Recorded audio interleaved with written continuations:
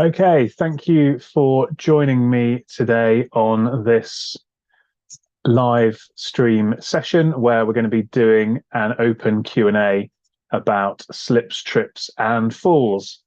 For those of you that don't know me, I'm Christian Harris. Okay, thank you. Oops, I'm hearing an echo of myself on my phone because I'm looking at the comments on my phone as they come through. Yeah, thanks for joining me today for this Q&A session on slips, trips and falls. Ask me anything you want to ask me. So I am streaming this in a few different places, on LinkedIn, on a couple of Facebook groups, Twitter, YouTube, so you can find it in lots and lots of places indeed. And I'm going to be doing my best to monitor the comments for any questions. The very best place to come and ask me questions is to join the Zoom.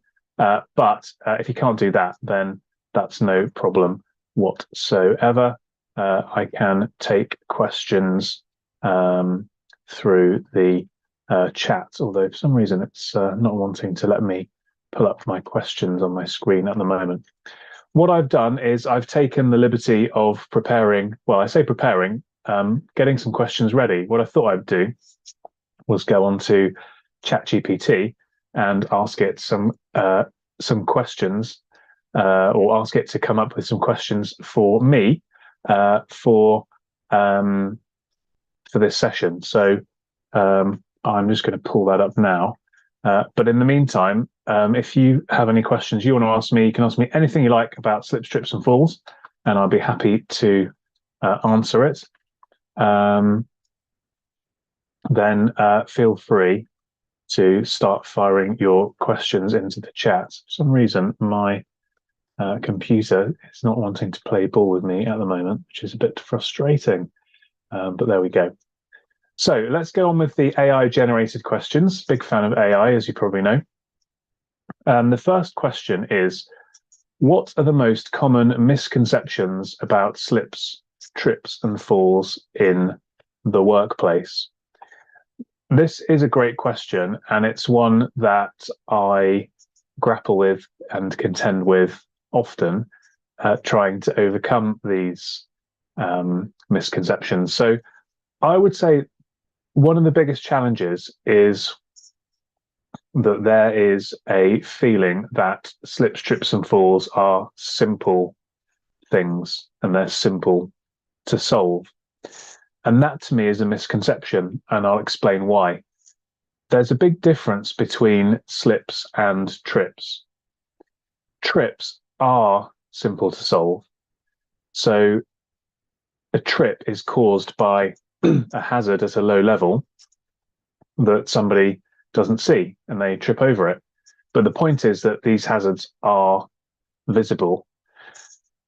So to solve a trip problem is actually relatively simple. If you know what you're looking for and how to address these things, then these can be done.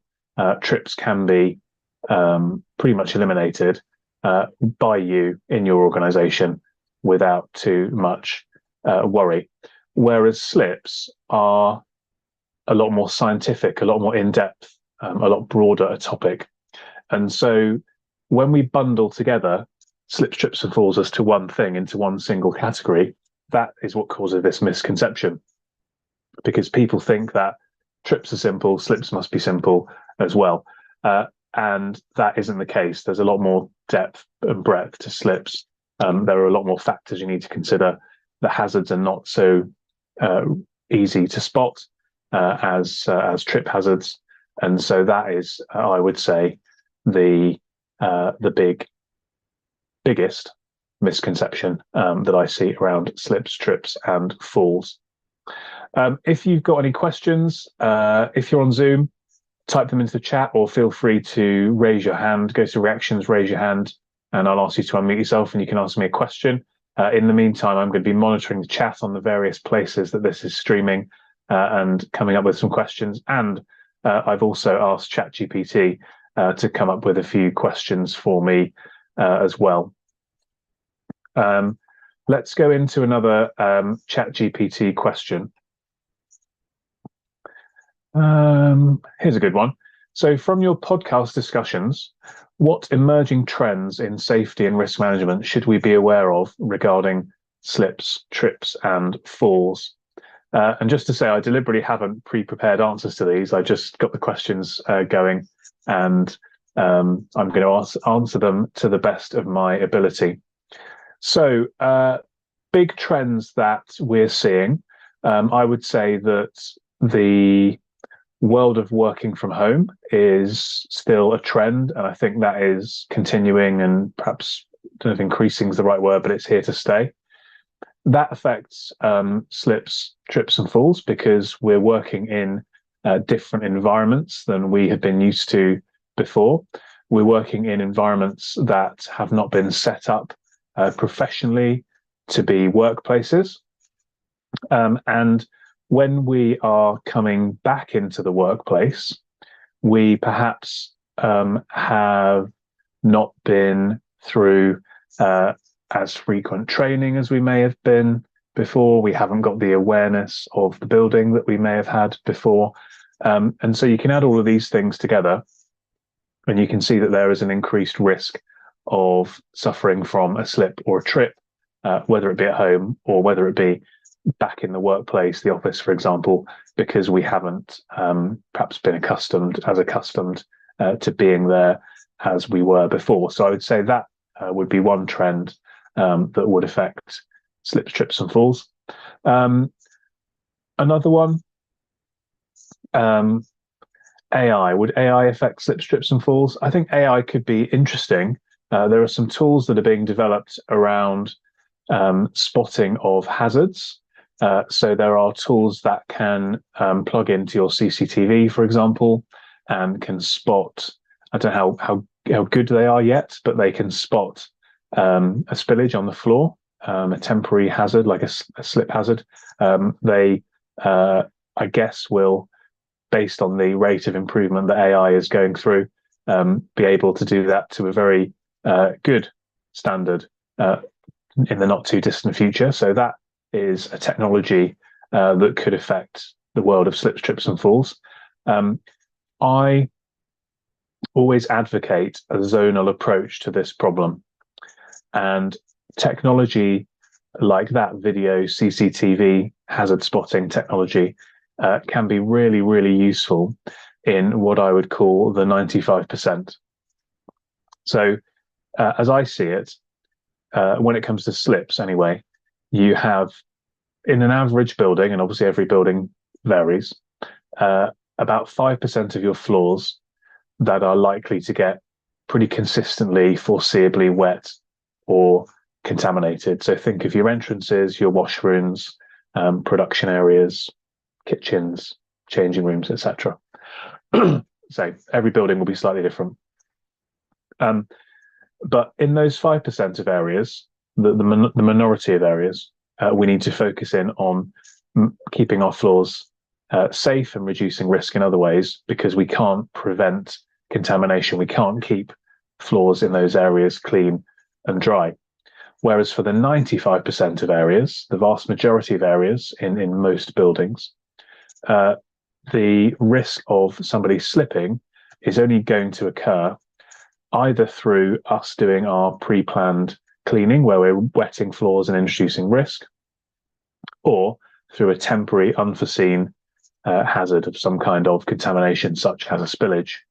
So the CCTV AI solution can help you with that 95% of the areas, because it can spot those unforeseen temporary hazards, and then you can deal with them hopefully much more quickly than you would otherwise, when you're relying on people in real life spotting those hazards.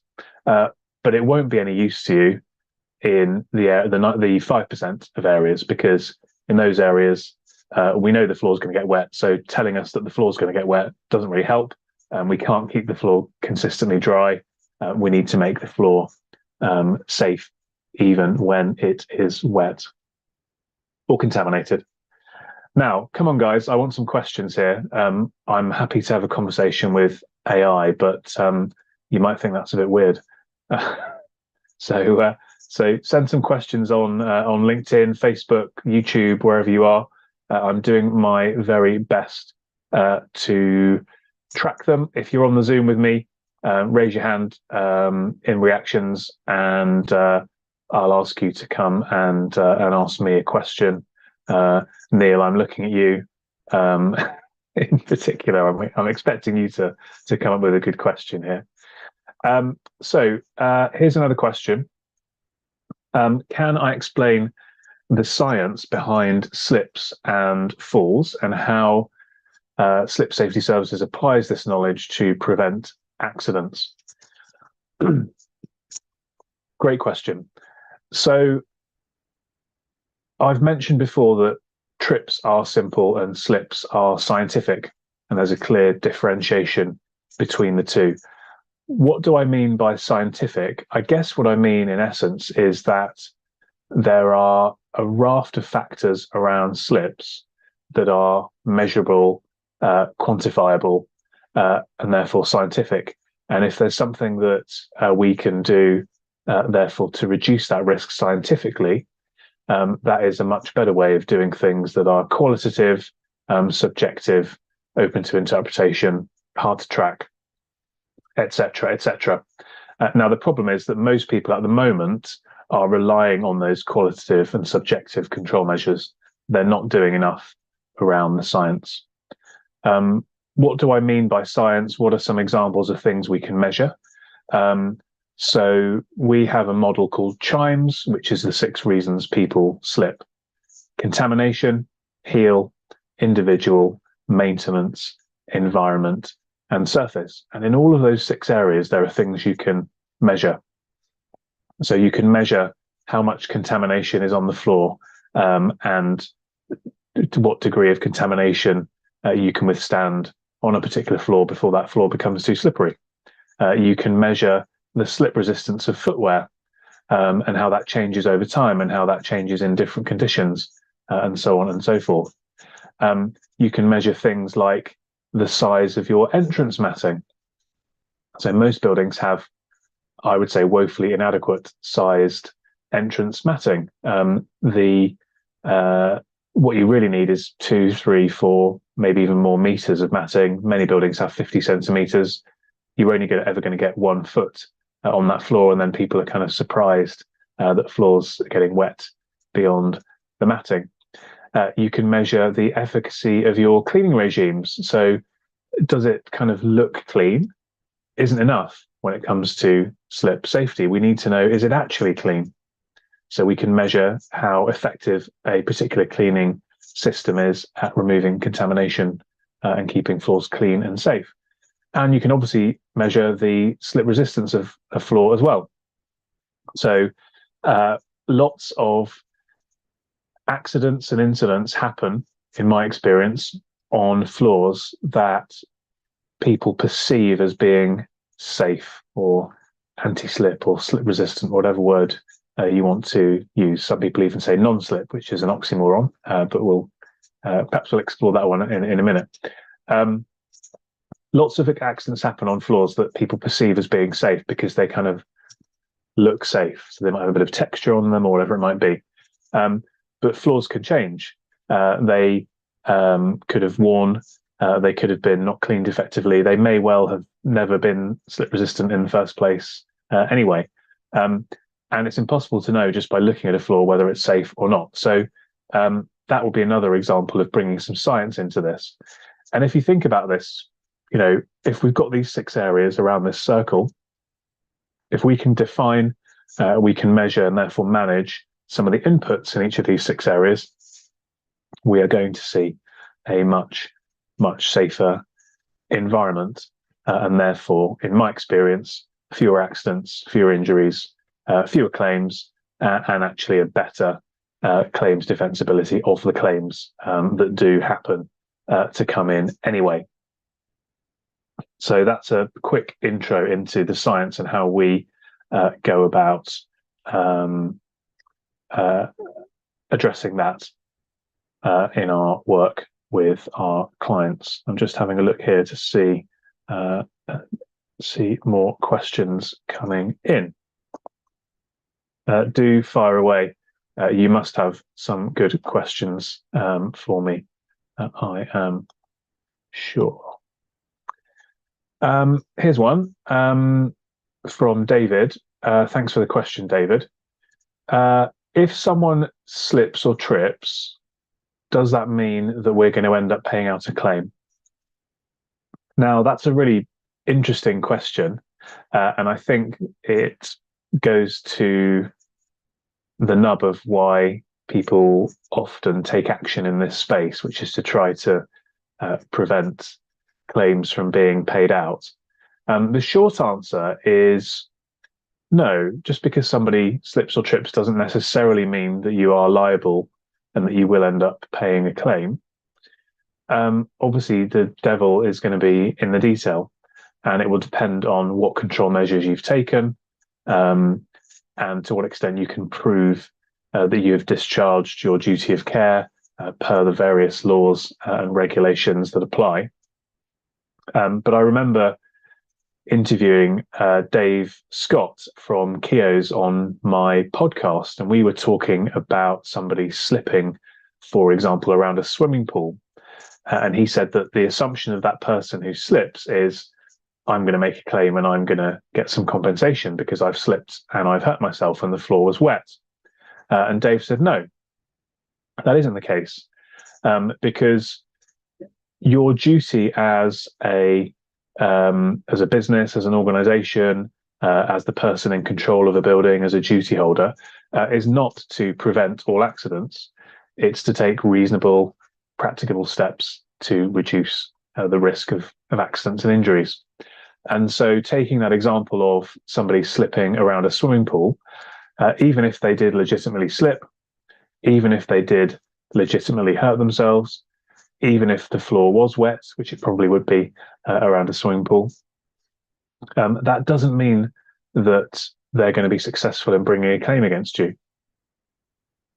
Going back to what we just talked about around the science, if we can demonstrate, we as in the building operator can demonstrate that we have taken proactive steps, we've taken scientific steps, we've measured, we've managed, we've documented, we've evidenced the things that we've done, then we should expect to be in a position to defend that claim because we can prove that we have taken those reasonably practicable steps. So Dave in specific in this case was saying that a slip test data would be really valuable to him as a lawyer, because if he had a slip test certificate from within 12 months of that incident, which proved that the floor was safe per the HSE guidance of slip testing data, he said, I would feel very strongly that we could defend that claim because we can prove we've discharged our duty of care. So just because somebody slips, just because somebody trips, doesn't mean necessarily that you will end up having to pay a claim. Obviously, the less evidence you've got, the less stuff that you've got that's scientific, the less evidence that you've got electronically compared to stuff that's written on paper. All of these factors are going to come into play and make it perhaps less likely that you can defend that claim. But remember, even in big, busy environments where lots of claims happen, like supermarkets, they're still defending a large proportion of claims that come in at zero. So they're not paying anything out. They're managing to get rid of those claims and not spend any money on them. Obviously, there are claims that do succeed, but in many cases, claims are being settled at zero cost.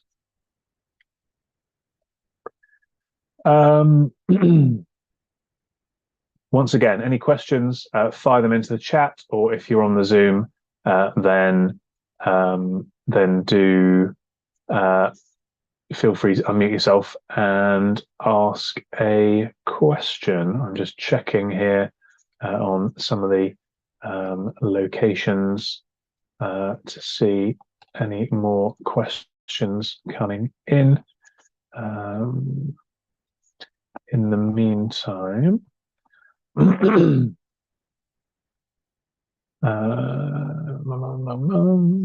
Okay, cool. So, somebody asked about chimes. I did just run through chimes, but basically that's the 6 reasons people slip: contamination, heel, individual, maintenance, environment, and surface. When I have gone into businesses before and they're doing well, they're not having many accidents, injuries, or claims. It tends to be that they're doing well on those 6 areas. When I've gone into places that have had bad histories or have had a serious incident and we look at chimes, typically we find that they are less strong, shall we say, on those 6 areas. There is a resource I can recommend to you called a slip prevention scorecard, and it's a way of scoring your building on chimes. So you can spend about 3.5 to 4 minutes, answer a series of questions. It's kind of like an online quiz. And at the end of that, you will get a score for each of the chimes plus an overall score. And that will give you a good indication of how well the building is currently doing at reducing the risk of slip accidents. So I'd certainly recommend that. You can go to scorecard.slipsafety.co.uk to find the scorecard and give it a go. Okay, question here. On my LinkedIn, it talks about a goal of preventing 500,000 slip and fall accidents annually. Yes, it does. What strategies do you prioritize for achieving this? Very good question. So that, I suppose, is my vision for the world as pertains to slips. And I say that because that's a very big number, and it's not a number that I can achieve on my own. That number is an aspiration that I believe that we, as safety, risk, facilities, etc., professionals should be working towards, and something that we should all be collaborating on to achieve. It's not something that seems achievable just by kind of me and my team and what we're doing. We are having a good impact. We are driving down the numbers. We calculated we're saving our clients about £10 million of claims costs each year. So we are making good progress. But to get to 500,000 fewer accidents, that's a big number that sort of feels a bit out of reach of what we can achieve on our own. So I suppose the point about making this goal, this target, this vision, is to try to get you, who are joining me on this session, on board with helping to achieve it. Because I can't achieve that on my own. My team and I can't achieve that on our own. We need you to kind of help us to get there. And in terms of what strategies to employ, because that was the direct question, to achieve that, I suppose the biggest strategy is that of partnership. So it's about trying to figure out who are the stakeholders, who are the influencers, who are the organizations that can help us to meaningfully move further and further towards that goal. Because if we can achieve that goal, then that is in the interest of society. It's in the interest of the world at large, because fewer people getting hurt is clearly going to be a good thing. But also, let's not forget the sort of indirect cost of slip accidents as well. If somebody's hurting off work, that's time, it's cost, it's emotional labor for that person, whoever's maybe having to look after them. There's a whole raft of costs, loss of productivity in the workplace, loss of morale in the workplace, etc., etc., etc. So yeah, that's kind of the vision. That's where I aspire for the world to be. If you think you can help me to achieve that, then I would love to hear from you. Good stuff. So I was aiming to do about 25 minutes. We've kind of got to that point, but I can see a couple of questions coming in. So let's carry on for the moment. Kelvin has asked, are ergonomic mats really useful? Are they not trip or slip hazards? Well, look, we have a duty to ensure the health and safety of our colleagues, and this is where ergonomic mats would come into play rather than members of the public in all sorts of ways. And so you have to look at this in the round. It is the first point that I would make. I don't know the data, but I know that there is a correlation between comfort and standing on your feet all day and your productivity at work, your mental health, etc. So there, to me, seems to be a clear benefit for ergonomic mats from that perspective. And if we look at the big picture of, ensuring health and safety to people, then that to me seems like a sensible thing that we might want to do. However, to your point, Kelvin, are they slip or trip hazards?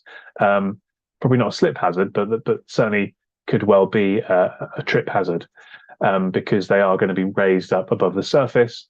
And a trip hazard to me is identified as an obstruction, a low-level obstruction that somebody may not see and therefore could trip over. Now, you might say, well, people are working in that area all day, so they should know that it's there. But actually, familiarity breeds contempt. We see a lot of slip and trip incidents happening in work environments where people are there doing the same repetitive task day in, day out in the same location. And if you're doing the same repetitive task day in and day out in the same location, you can easily zone out. So I would say there are benefits to them, but there are also risks. And so it's understanding what you can do to mitigate those risks as much as possible, but balancing out, obviously, the benefits that they bring at the same time. Neil's asked, could I repeat the link for the scorecard? Yeah, so you can find it on LinkedIn, but it's scorecard.slipsafety.co.uk. And that will give you the opportunity to answer a few questions. It takes about 3.5 or 4 minutes. You'll get scores for the 6 chimes. You'll also get an overall score, and that will give you a picture of how well your building is currently doing at reducing the risk of slips. You'll get a nice report emailed through to you in a PDF format where you can learn a bit more and get some insights on what you could do to improve your score. And also my colleague James will give you a buzz as well and see whether it's worth having a call, which I often do myself with people who've done the scorecard, to just kind of go through the report in more detail, look at the areas for improvement, as well as recognizing the areas where you're doing well and seeing kind of what strategies, hints and tips that we can give you to reduce that risk. A question here about employers not being responsible to prevent all accidents, but to do what's reasonably practicable. And would some people not say that if the employer's not preventing, then they're possibly planning to fail? Now, that's a great question, and that is a conundrum of the world of health and safety. I could be wrong because I don't know the legislation in other countries and the laws and jurisdictions around the world, but I'd be surprised if anywhere had a legal obligation to prevent all accidents or incidents, because I think that that's unrealistic, and that would be setting people up to fail if your obligation was you've got to prevent every single potential incident from happening.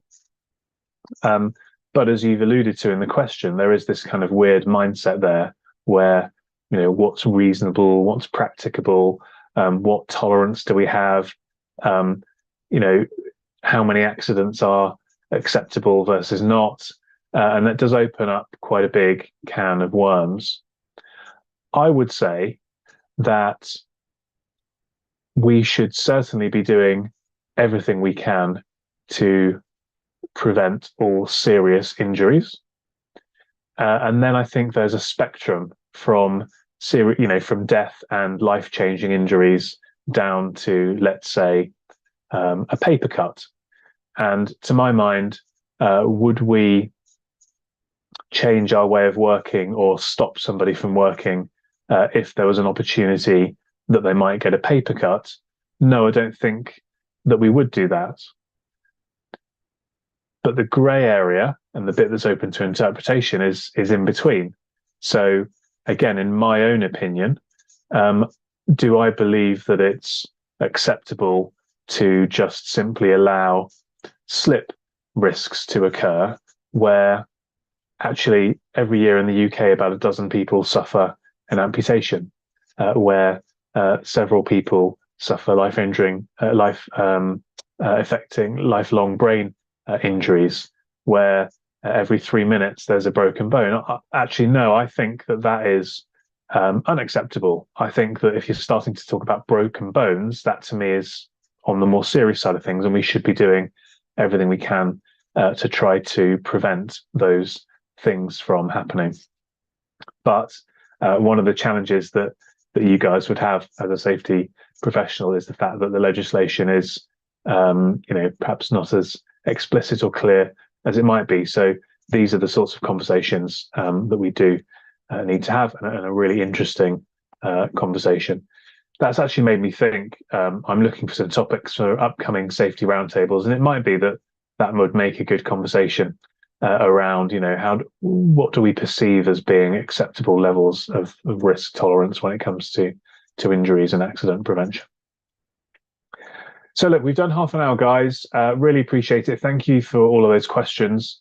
If you've got any more, then feel free just to drop them to me in a LinkedIn DM or an email or something, and I'm happy to take them. Do keep following on LinkedIn. There's always stuff coming out around slips, trips and falls. Do these sessions every month where we do a Q&A. So feel free to come along to another one as well. And do take the slip prevention scorecard that we mentioned as well, which is scorecard.slipsafety.co.uk. And Neil said he's just done it. So thanks, Neil. Hope you found that useful. All right, guys, thank you very much. Have a good rest of this Wednesday, and I will see you again soon talking slips